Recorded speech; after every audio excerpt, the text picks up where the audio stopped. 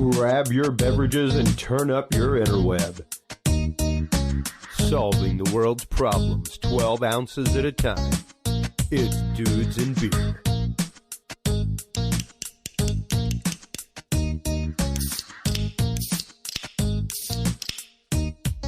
Well, hello everybody, and welcome to the Dudes and Beer podcast, episode 254 here. Dudes and Beer now brought to you by podcastcadet.com. If you're a fan of podcasting like me, if you have a podcast that you already started or have a podcast that you want to start for your friends, family, school, church, whatever, stop on by podcastcadet.com today. They have the professionals that can give you one-on-one time, one-on-one advice that you need in everything from branding to recording to distribution, social media, everything. Stop on by today, podcastcadet.com. Dudes20 is the code that you want to use to get 20% off your entire cart. Our episode tonight, coronavirus has been all over the news, all a buzz across the news right now, and maybe all a buzz up your nose here pretty soon, so far as the news would have us know. So that is what we're going to be talking about today, is the rage of news going on with coronavirus, everything else. Our guest will be in-house reporter Jon Bowne with Daily News Collective, whose voice we hear all the time in his newscasts and news reports that he does for us. We will be getting to Jon in just a minute. First, we have this piece from NBC's Today that's about 5 minutes long, but really breaks down what the coronavirus is, as far as we know, where it started, and what's going on right now. Let's check that piece out. This morning, hospitals in Wuhan under-resourced and overwhelmed. People anxious about the mysterious virus that has triggered extraordinary measures across China to contain it. Hospitals appealing for supplies. State media reporting volunteers offering to help. With the number of infected people on the rise and no real end in sight. Health officials are working to pinpoint the source of the virus. Ground Zero, a market in Wuhan, where people could have eaten infected meat or fish. Authorities confirm the virus can be transmitted from human to human through coughing, sneezing, or other personal contact. At least 3 cities in China on total lockdown. Restrictions extended to 7 more. 33 million people affected. And already confirmed cases in at least 7 countries, including a man in Washington state who flew in from China last week. Around the world, airports on alert. Passengers screened for symptoms by workers in hazmat suits. While across China, anxiety over the virus is spreading rapidly on social media. Masks are selling out everywhere. Officials are racing to build a special hospital that could treat 1,000 virus patients. Construction slated to finish in just 6 days. In Beijing, festivities for the Lunar New Year canceled. Tourist attractions closed, including Shanghai Disney and sections of the iconic Great Wall. In Wuhan, the streets eerily empty. The normally busy train station deserted. The city locked down, isolated, and on edge. With so many people unable to leave and an unknown cost to the economy here, there's now growing anger with the government on how they've handled this. So the propaganda is ramping up, trying to strike a positive tone. But that's going to be a hard sell, with the World Health Organization expecting the numbers to rise, and that could mean an expanded restriction zone by the weekend. Guys, back to you. Janice, thank you. From that situation in China to the growing fear and anxiety right here in the U.S., health officials are now monitoring potential cases of the virus in multiple states. NBC's Gotti Schwartz joins us from Texas with that part of the story. This morning, growing concern over the coronavirus spreading to the U.S., this time at Texas A&M University, where a student is being tested for the deadly disease. Fortunately, his symptoms are not severe, and he is doing well. On Wednesday night, that student went to an emergency room in Bryan, Texas. Doctors say he fit the criteria to be tested, having recently traveled from Wuhan, China, where the illness originated. This person had mild upper respiratory symptoms, cough, congestion, that type of thing. Until his test results come back from the CDC, doctors won't know if this is a case of coronavirus or a false alarm. But in the meantime, the student is in isolation at home. We've been in contact with the patient and continue to monitor. Authorities believe the student may have attended classes after returning from China, but say there is a low risk to the campus community. And so far, many students are not concerned. In Seattle, doctors are using this robot to treat a patient in isolation, the first confirmed case so far in the United States. Officials now trying to reach at least 43 people who may have had close contact with the patient. To further limit the spread, all incoming flights from Wuhan are being funneled to 5 major airports where passengers will be screened. Fear and precaution spreading as the coronavirus hits close to home. And here at Texas A&M, they're expecting the results back from that test as early as tomorrow. Meanwhile, out in California, Alameda County officials say that they are also testing less than 10 patients there as well. Guys, back to you.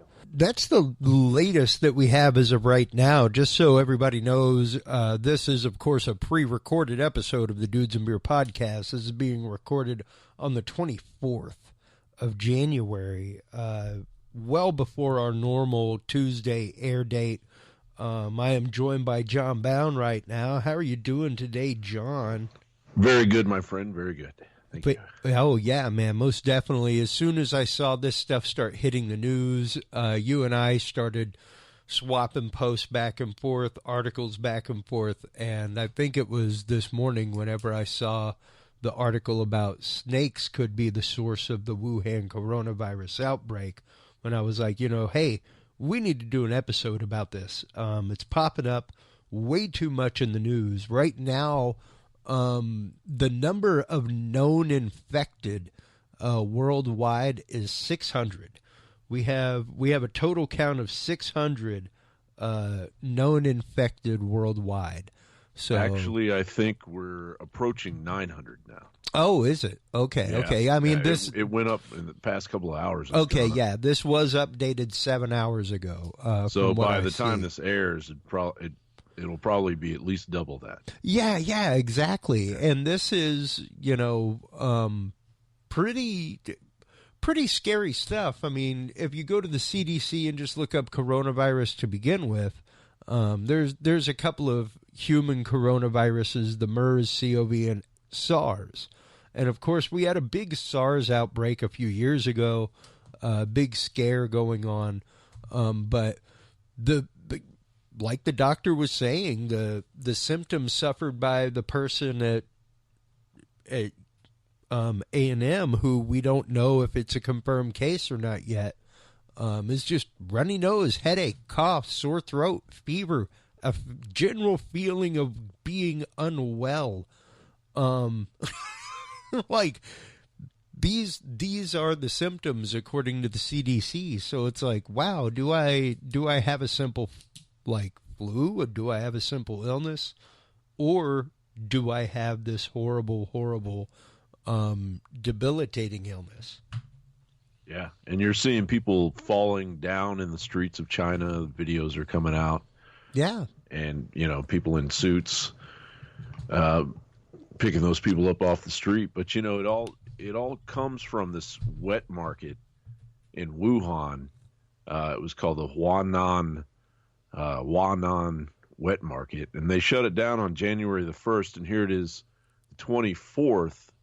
And we're really just kind of in the past few days, past 5 days or so, really starting to hear something about it as it spreads. And, if no one is familiar with what a wet market is, it's a pretty common thing in China. Occasionally you can buy, they did ban in some areas the selling of live animals, but a wet market in itself is, you'd basically go up to a stand and there would be a live donkey or a dog or, a live animal, and they will kill that animal in front of you and give you the meat right then and there. So there's a lot of blood. There's a lot of, all kinds of, respiratory pathogens, that can be spread to the people that are visiting those markets, and it's just spread from there. The SARS was thought to have circulated in bats in China. And another thing that they tend to eat in these wet markets or sell in the restaurants there is bat soup, which is just disgusting. But that's where it came from. And, you know, of course, here in the United States and in Europe, you know, there's a ban on wet markets. Well, but it's spreading.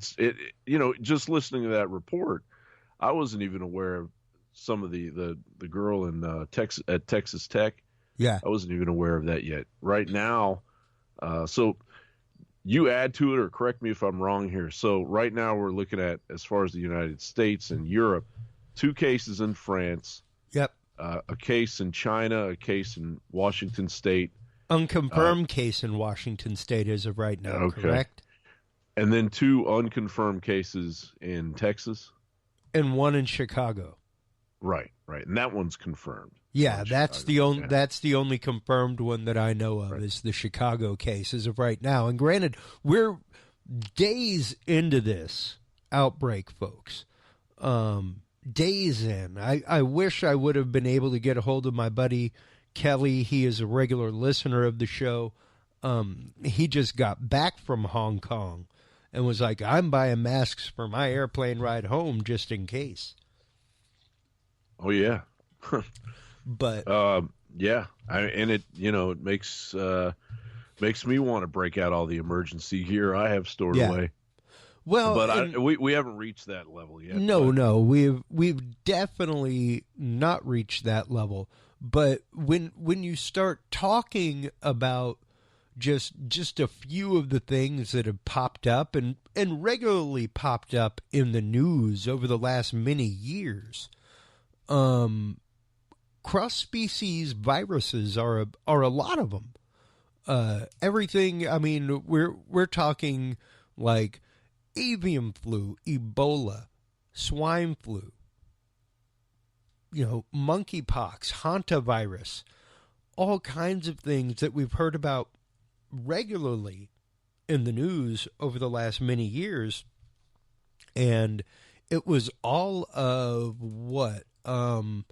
2017 that U.S. here's the Daily Mail article right here that we were talking about pre-show, you and I. The U.S. biosafety experts warned in 2017 that a virus could, quote, escape the facility that has become key in fighting the outbreak. Yeah, if no one's aware of that, the only lab that deals with this virus is actually located right there in Wuhan. Yeah, yeah. So just kind of scary enough, if as though they also study SARS and Ebola. Yeah.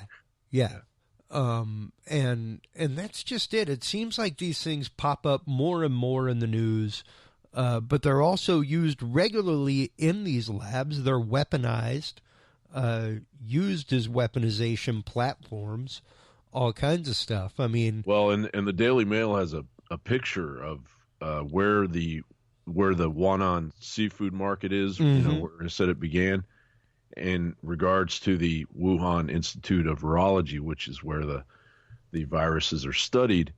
It is 20 miles south of the seafood market. So, you know, there's a lot of connect the dots going on here, and you know,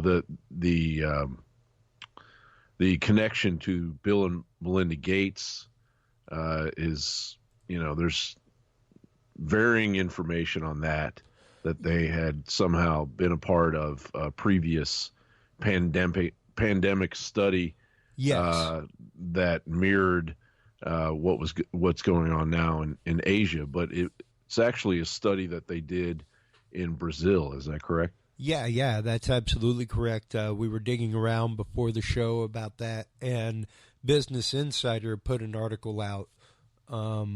And let me see if there's a published date up here that I can find.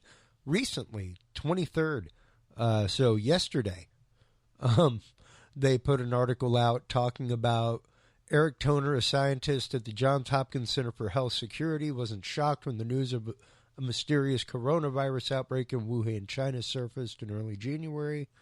Less than 3 months earlier, Toner had staged a simulation of a global pandemic involving a coronavirus. And it goes into how I've thought for a long time the most likely virus that might cause a new pandemic would be a coronavirus, and talks about how they did the simulation that they did was done in collaboration with the World Economic Forum and Bill and Melinda Gates Foundation, but was actually done where the pandemic originated in Brazil's pig farms, not in Wuhan, China. But even at that point, with it originating there, their simulation showed it could kill up to 65 million people. Yeah, Spanish flu level. Yeah. Yeah, and I just refreshed the Business Insider. Of course, this will go out on Tuesday, but here it is on Friday, and there's right now 914 confirmed cases and 26 confirmed dead. So wow, that's where we're at. Yeah, and just going into the more I've started digging into this, the more.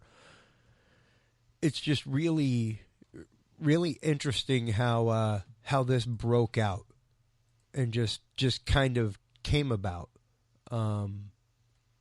almost out of nowhere. You know, I mean, I guess not really out of nowhere, because there's the safety inspectors saying something's going to happen here. It will eventually happen. The security at this place is horrible. And now we're kind of facing that. But when you're talking about things affecting the level that they are, and the possible level of 65 million people. Hey, I've got to take a quick break. I'll be right back with you in about 2 minutes. Okay. So keep talking. I'll be right back. For me, it's. What's scary is, I guess, the lack of preparation of the common person and how we can possibly ready ourselves. I really don't know how you can go about readying yourselves against a biological issue such as this. Right now, Wuhan, China is basically being referred to as zombie land. And to see that MERS cases continue to occur, according to the CDC here, continue to occur primarily in the Arabian Peninsula. SARS symptoms include fever, chill, body aches, and which usually progress to pneumonia. No SARS cases have been reported anywhere in the world since 2004. So the fact that this may be a version of SARS that they're talking about right now, we haven't really been playing around with it. We haven't really been working on it for quite a while, apparently, except for this one lab in Wuhan, China. So, you know, how prepared are we to deal with it? According to we're not prepared. Yeah.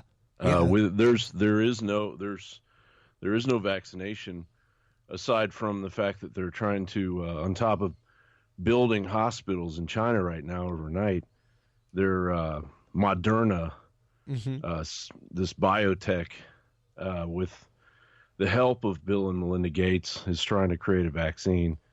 You know, and more can be studied into the origins of that, but I don't think Bill and Melinda Gates are going to be off the hook for a while, as far as their involvement in this. And they may come out squeaky clean, but you know, people are going to look. Well, they're going to look. They did kind of eradicate polio, you know, so they've got that going for them. Well, I mean, there's definitely a nefarious eugenics agenda that's been attacked, that Bill Gates has pushed, that's been attacked over the years. Yeah, and it's been attached to him most definitely. Yeah. I mean, right now, like I was saying during your absence, what I see, at least according to the CDC, is that there have not been any human cases of SARS reported anywhere in the world since 2004. So if that's the case, and this it's a realistic assumption, even real coronaviruses like SARS or MERS, a virus that has killed more than 840 people since 2012, MERS, that being, still don't have vaccines. So the fact that these things are only being worked on at a couple of labs around the world, this one being one of them, the odds of finding any kind of the general cure for it consensus, rapidly is going to be take nil. 2 years. It'll take a few years at least, and I mean, where if this thing does spread, which more than likely it'll be contained, but as the other ones were. Yeah. But something on the level of the Spanish flu to happen again. They had a convention about this earlier at the beginning of this year about a pandemic, and the most likely pandemic being coronavirus, and they predicted that 35 million people could die as a result. But it's no need to panic yet. But it looks pretty dire over there in China. If you're in China, that's. Well, and that's just it with travel restrictions, things like that, and the speed with which that can happen. A lot of global spread will of course be shut down rapidly. We see this happen all the time coming out of sub-Saharan Africa, stuff like that, whenever we see the Ebola outbreaks that occur there, that kind of stuff, where travel gets locked down, things get pretty isolated. And while there is an outbreak, they've at least got, I think they may have a vaccination for Ebola now. I'd have to research that and see. I know that they've gotten extraordinarily good at isolating the cases and treating it once it comes about. I'll tell you what, though, that's one vaccination I would never take. Oh, yeah. Let me throw this dead Ebola cell into you. Nah. There's cool. a chance it might activate. I'll take my chances. Thanks. Yeah, I'll be all right. But 35 million people, though, that's a lot, and we've never seen an Ebola outbreak do that. Yeah, we haven't, and and are we being, the other factor in this, a big factor in this, is the Chinese government itself. Are we being told all of what's actually happening? Because their censorship is at such a high level that their control of the narrative. They've shut down internet access in Wuhan. Really? So we don't. Yeah. So these videos they're being sent out, under the radar, that we're getting, within your Twitter feed or however you're checking your mail. But, it's whether or not we're getting the whole story is anyone's guess. Oh, yeah. Well, I mean, we never know if we're getting the whole story coming out of China. Good Lord, we never even know if we're getting the whole story coming out of our media. Yeah. We don't even know if we're getting it in the United States. That's just the media. Yeah. I mean, I don't want to change the subject, but this whole impeachment thing has been. They've been concocting this narrative the whole time, and it's just no one's biting. I'm sure there's a small minority of people out there that are taking the bait, but when you've got someone like Hakeem Jeffries up there who's going on and on about his own self-righteousness and how the character of the United States is at risk, and yet just days ago he was quoted as saying that Donald Trump took off the Ku Klux Klan hood, and became president. Just, I mean, say what you want about Donald Trump, that's just total race baiting BS right there. It's a little thick. And I'm one that I don't enjoy going political on the show, but there are times that you got to talk the politic. You got to talk what we're talking about in the world right now, and that is definitely something that is overtaking the news cycle beyond belief. Well, and I would just tie it into what we're saying and get back to coronavirus is that, so they'll take a Hakeem Jeffries statement and put it up everywhere, ABC News, all the mainstream media, as if what he's saying is what we should all be listening to. And so you have to be able to, most people don't even care what's going on, I mean, most people out there aren't even aware of who Hakeem Jeffries is, much less Schiff or anybody else. They had recently on Jeopardy, they had a question about Schiff, Adam Schiff. And, you're supposed to be up on your current events if you're on Jeopardy. And they even showed his picture. Nobody knew the answer.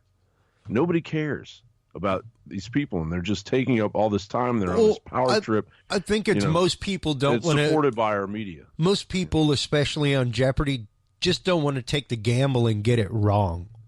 Right. But it's such to you and me, you'd show us a picture of Adam Schiff. Sure. I'm buzzing in on that one. That's easy. Yeah. A common knowledge for 800. I think most people don't care. I really think they're and that's a good thing, because it's such a miserable, dismal thing that the culture environment that the media and Washington D.C. is handing us, and has been handing us for the past at least 3 years. I mean, much longer than that. I mean, there was an 11% approval of Congress. It was somewhere between 9 and 11%, and that was back in 2008. Yeah. I can't imagine it must be 1% now. I would like to ask a question of anybody in my audience. Just take a moment, pause for a second, and think about that number, 11%. If 11% of the people at your job were doing their job, do you think they'd still have their job? Do you think that if only 11% of the people at your job liked you, and that's the thing is, if only 11% of the people at your work like and approve of you, the government can't go out of business. Is the problem here? Well, the problem is that the government's a business. It is a business. It's a corporatocracy. We're no longer in the republic, which I'm still fighting to keep. We're not in a democracy. That's not the definition of what we're under or have been under. We're in a corporatocracy. Just as a side note, I'm doing a story right now about the stuff that's in your drinking water. Okay, sure. Hydrofluorosilicic acid, which is runoff of, or basically what they do is they capture the fluoride in out in the field that used to blow into the wind and would give people all kinds of medical disfigurements, and it would harm the animals, and it would go into the water supply and whatnot. And back in 1983, the FDA decided that they would allow these companies that produce the hydrofluorosilicic acid to the phosphate fertilizer manufacturing industry to capture this and infiltrate it back into our water supply. And over the years since 1983, we found out that it causes bone cancer, that it lowers your IQ, bad things. We've got toxic filth basically in our water supply. But it's what plants crave. It is. It's what plants crave. On top of that, you've got atrazine, which is basically, in the words of Alex Jones, making the frogs gay. It's changing the sex of animals. So what's it doing to us? That's in our water. And now we've just, we've known about it. It's been on the back burner for like 20 years now, but they're called forever chemicals, PFAS, and we're just now learning about them. And they don't break down. They go into our bodies and our bloodstreams and our organs, and they just don't break down. And they cause all kinds of, they cause cancer, low infant birth weights. They affect your immune system. Sure. So we've already got this cover up of what, the government is already doing to us through lobbying, because the fluorosilicic acid industry is about to reach, they say by 2025, according to Business Insider, it's going to reach $1 billion. It'll be $1 billion industry because they're, putting it in all of our water supplies. So that's an example, back to how we started. Yeah. I hope I didn't go out in the left field. No. You're bringing it back. That's back to an example of the corporatocracy. Yep. And the fact that no matter how many, we live in Austin, Texas, and we have a fluoride-free Austin group here, God, trying to, and they've fought and they've tried to get the fluoride taken out, but it's too big an industry. It's too big a corporatocracy. It would take another corporate monster to take this one out. And so it just comes down to our water supply that they won't tell us about. I really doubt they're going to tell us what's really happening with coronavirus. So, that's why we're here on this show right now, just digging into it. Yeah. Well, and that's just it. It's something that the whole concept of the way that media moves. Recently, I was, just to bring it back to the fork in the road of the media and the way that media actively drives the dialogue. I was having a conversation with the tech that I was working with in Vegas recently, just about this kind of stuff, that we were just talking about. And he kind of chuckled in the background, and I was like, uh-oh, that sounded like a truth-knowing chuckle. He was like, man, he's like, I've been editing news for about 8-9 months now. He's like, and it's all about who you watch as to what you see and how it's covered. Oh, yeah, of course. He was like, it's all, and most people don't realize that it's the B-roll that you use, the way that the B-roll is used, everything is done to befit the way a news organization wants you to understand the story. It has nothing at all to do with the facts of the story. Did you see the George Stephanopoulos thing? Because that just happened? No, I didn't. But so they had one of Trump's lawyers, criticizing what was going on with the 24-hour spectacle in the Senate of the House managers, Jay Sekulow, and he spoke. They allowed him to speak. He was speaking, I think, almost a minute, and then they cut back to Stephanopoulos, who was complaining about them allowing to do that, and he's giving the cutting of the throat signal because cut that. We don't want to hear his narrative. We've got to control the narrative. And that's what it's all about. It's all about this control of the narrative. And it's like in any major metropolitan city, you're going to eventually run into somebody that's doing a shell game on the corner, on the street corner. Yeah. And they try to get you to pick, where the 3-card money. Exactly. And it's all hocus pocus. It's so that's basically what it is. We're all they're in the business of lying to the point to where we're reaching a point where the rest of us are being censored that are trying to get to the truth at a level where we're being completely snuffed out. And the only thing that will remain is the lie. And the lie can't win. You know, the American people are smarter than Stephanopoulos. Most people are smarter than Anderson Cooper. I would tend to think so and hope so. I'm someone who holds hope for my people, for the people of this country, and for people in general. But at the same time, I also understand that individual mentality, like a bird in and of itself's got a lot of street smarts, you know. Put that bird in a flock, and it tends to kind of react with instinct. You know, when the flock gets up and moves right, it's going to get up and move right, whether it looks over its shoulder or not. And that's what's kind of being hijacked amongst us. That's what most people don't really realize.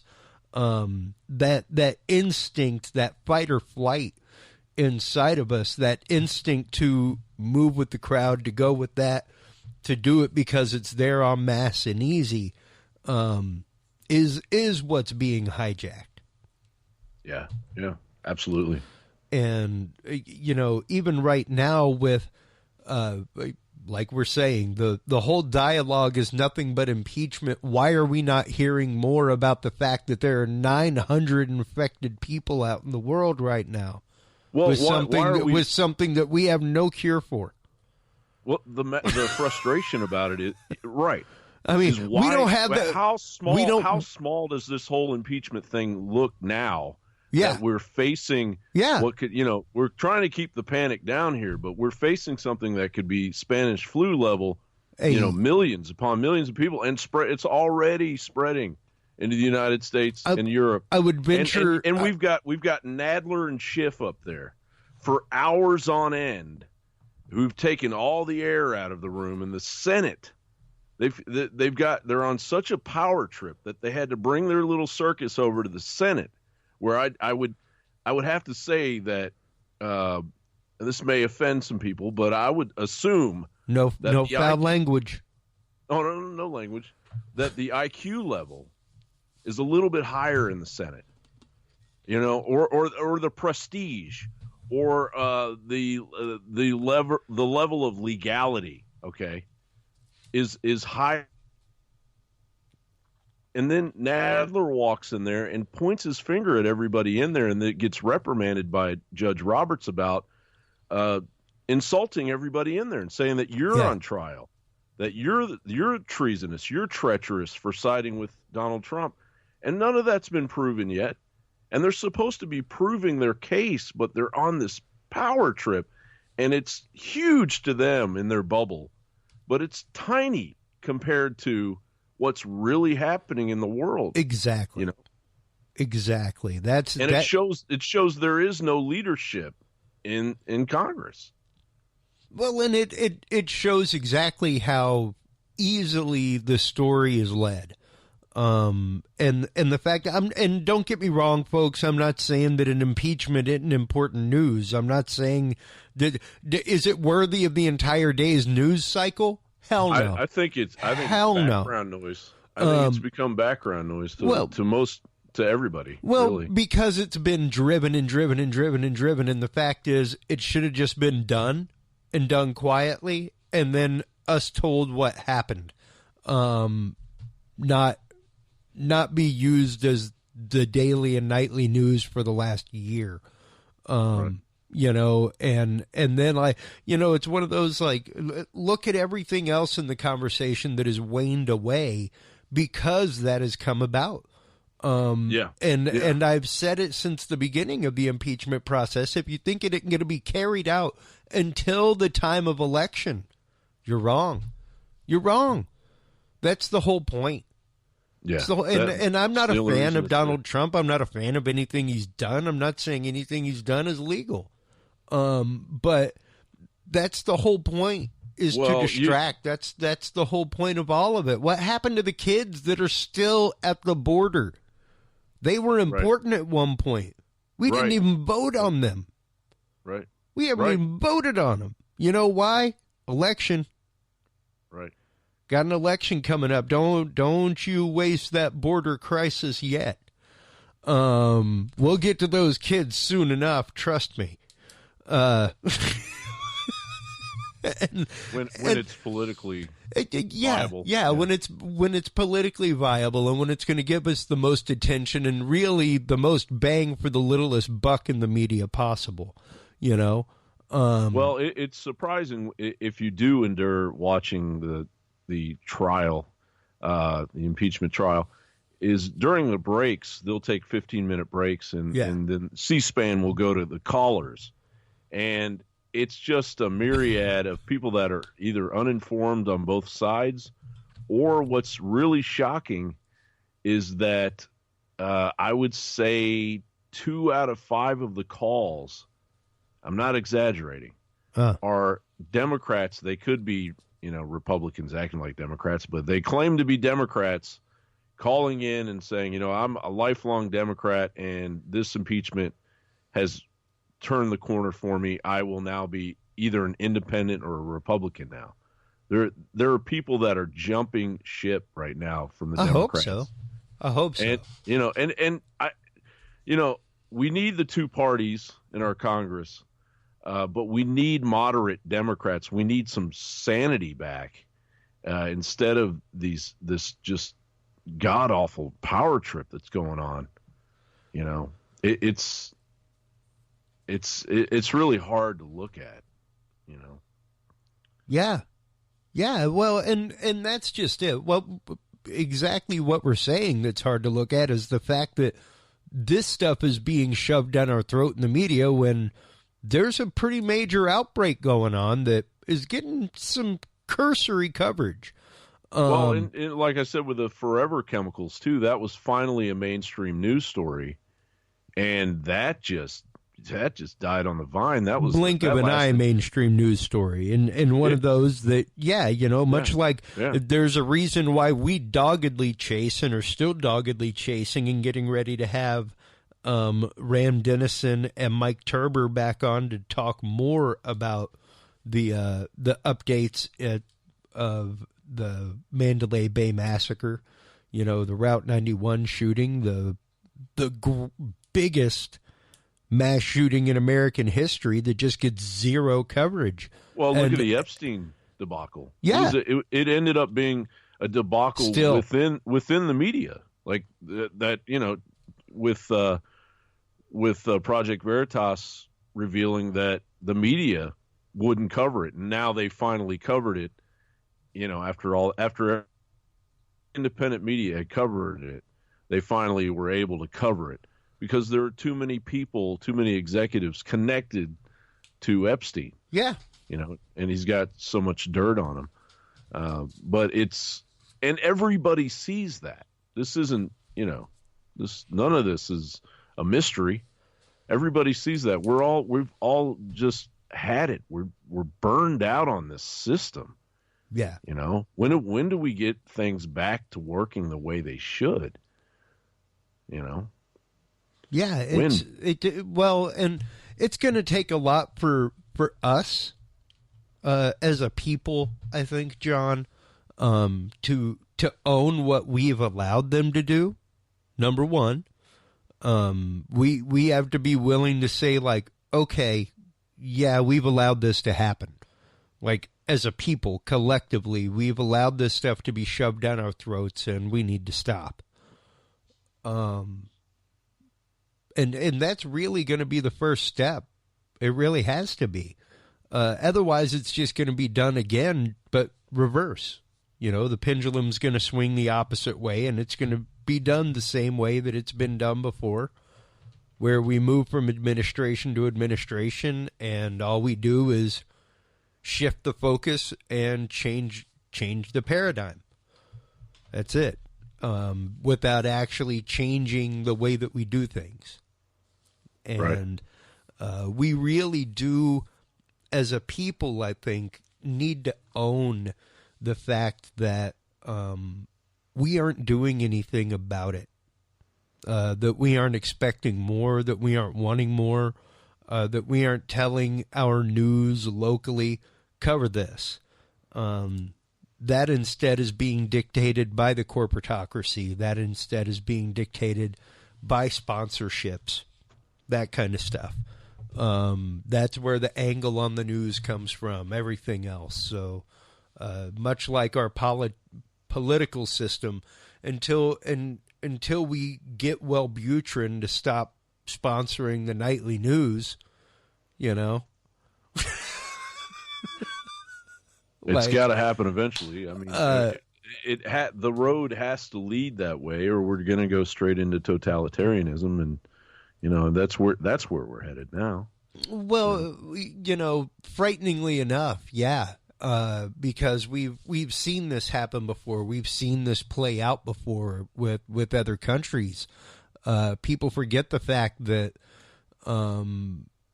we are very, very young as a country. You know, we haven't been through the things that Mother Russia went through.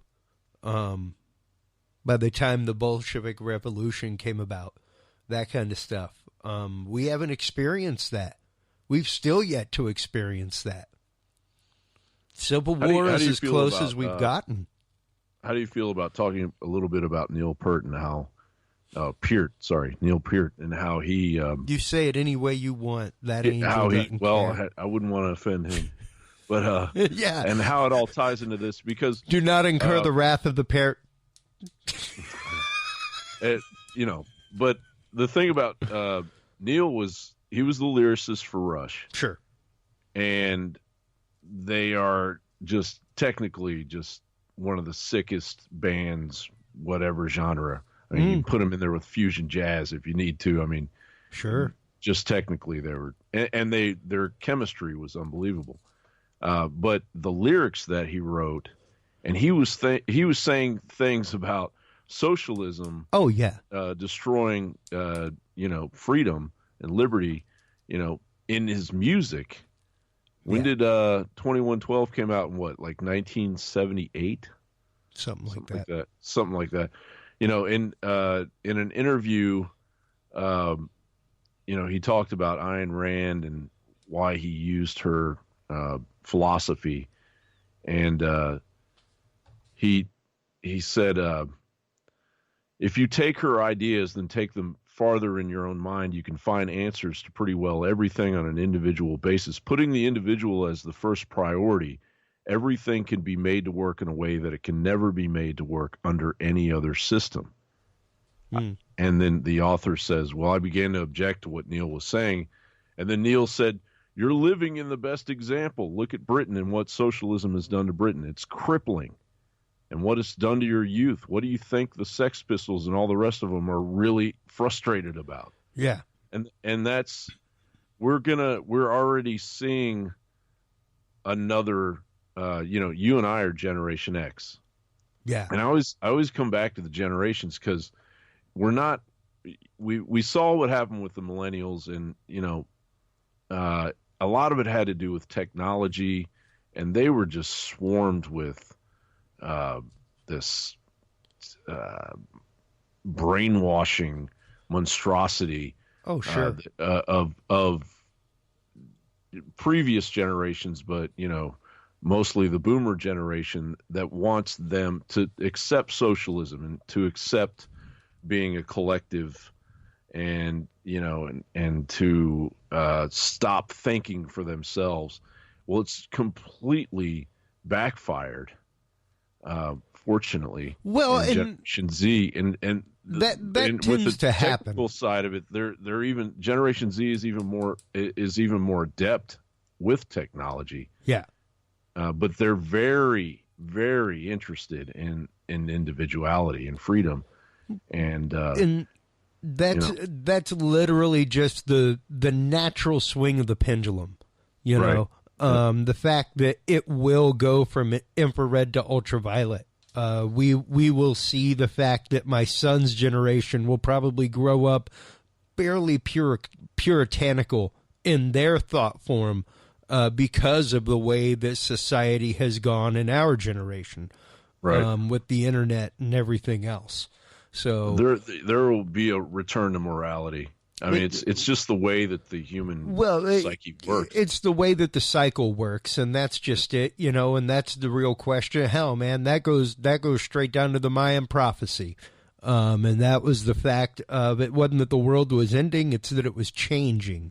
It was that we were now applying a technology. We were now applying a thought form to the way that we lived. The daytime is the revelation of this thought form or way of living. The nighttime, which is what we're in right now, according to the Mayan calendar, is the application. So right now we're dealing with how to deal with all of this technology. We're dealing with how to apply all of it. What are the ethics behind using it? All of that. That's the fallout that we get to deal with with this Promethean fire.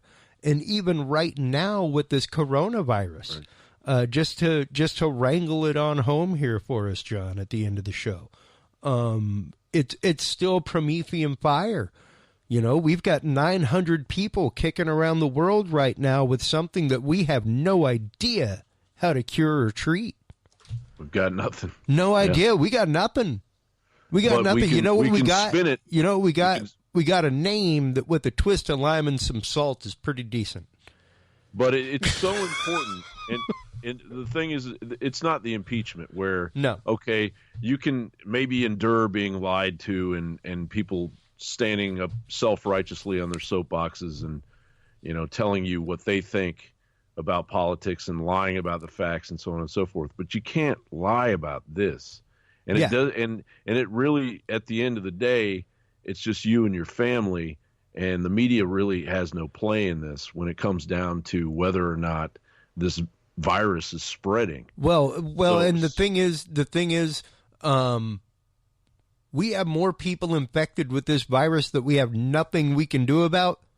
The measles in the United States. And yet still you hear about the news about measles vaccinations and everything else all the time, and irresponsible parents that don't have kids vaccinated. We haven't had 900 cases of the measles in how long? And even if we did, we'd know how to treat them. We'd know how to take care of them. In a month. We got nothing on this. Nothing. Yeah. We got air, dude. Yeah. Well, and the only thing that we don't even have a backboard to shoot at is whether the only thing that we truly face is whether or not we're getting all the information that's the reality. Because these videos, you know, you see the video of the guy at the airport in a box, they're wheeling him around. You see, I've seen at least 5 videos now of people just lying dead on the street, you know, and I saw a video where there's somebody dying, and there's a crowd of people around him watching it happen. Yeah. I mean, it's a nightmare scenario, and that's going to be contained. That information will be contained. It's already contained in China to begin with. Yeah. You know, and then through the sieve of our media. So at the end of the day, people are going to have to wake up if this thing gets worse and start relying on whatever information they can get. Not what I can bring them, not what you can bring them, what they can get on their own. And maybe that will cause people to be more aware of all the other BS that we're being sold from everywhere else. And remember, everybody, the filter works 5. Filter of 5. Always look for 5 sources.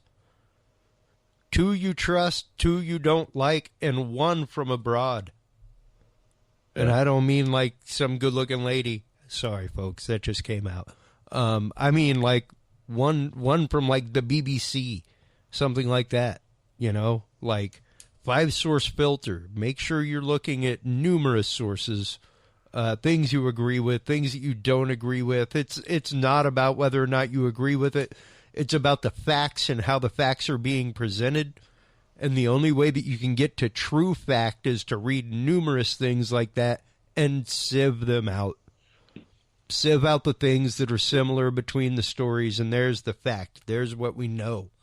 The rest Another is hearsay source is and government conjecture. sources. Oh, yeah, absolutely. Because they'll tend to put things right there in writing on their website. Nobody reads it. I mean, if you go to YouTube and look at the United Nations view count, there's like 15 people watching the United Nations, but they're putting up on the United Nations website things about migration replacement, and then you say, well, okay, well, that's replacement migration is on the United Nations website. They're showing, and then the media takes that and says that people that are talking about replacement migration are, racist or conspiracy theorists. When in reality, it's right there on their website. So another really good source of information is the government websites themselves. We'll post things that the media won't report on.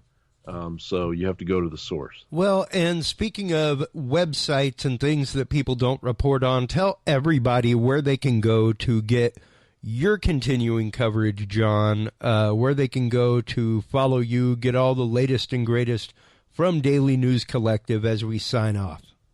Well, I'd love it if everybody went to YouTube and subscribe to Jon Bowne Politix. I do a podcast every Wednesday where I basically go over any new information of reports I've done the previous week and or talk about things that are happening right now every Wednesday, because that's all I have time to do now. But I would love to get more people subscribing and get more support and people that would actually come back every week so that I could eventually, the goal is to be able to do this 5 days a week. That's but right. I've got so many things to do. But yeah, dailynewscollective.com and YouTube, Jon Bowne Politix, Politix, Jon Bowne, JonBowne on YouTube.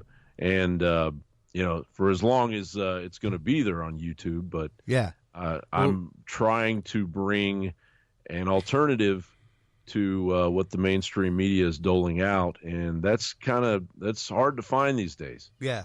And I try to do it without too much bias. I try to stay right in the center, and I try to present the facts as they are, rather than just going with a random post or a theory or what's I will explore a theory if there's fact and information to tie to it, but that's not what this is about. It's more about the fact that we're being lied to, and we need more people like myself and Chris that are willing to go out there and present to you another perspective and possibly facts that you're not getting.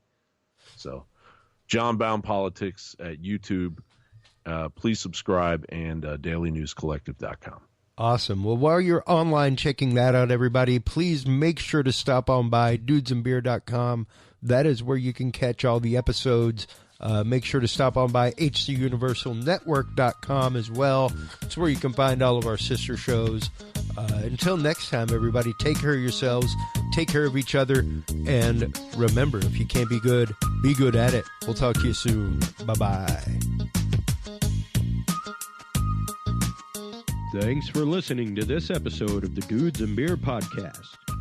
To listen to our audio streams or chat with us live, download the official Dudes and Beer app for Android and iDevices, available on Google Play and iTunes markets. For more episodes, content, and information, visit us online at dudesandbeer.com. You can also find our episodes on Breach.tv, iHeartRadio, Spreaker, SoundCloud, iTunes, YouTube, Stitcher, or your favorite podcast service. Dudes and Beer is a proud member of the HC Universal Network family of podcasts. For more about our sponsors and other podcasts on this network, visit hcuniversalnetwork.com. Thanks for listening, everybody, and until next time, drink responsibly.